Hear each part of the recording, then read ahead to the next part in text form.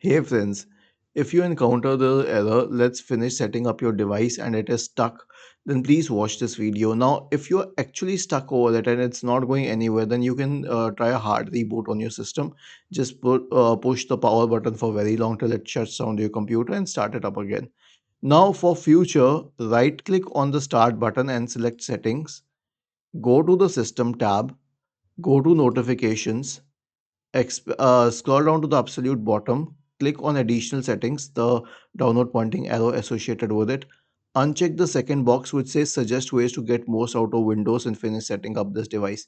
That's it. Now you will never get this issue for finish setting up this device.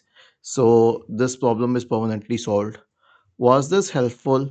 If yes, then please subscribe to the channel. If not, then let us know in the comment section of the video on how we could help you further. Thank you for watching this video and have a nice day.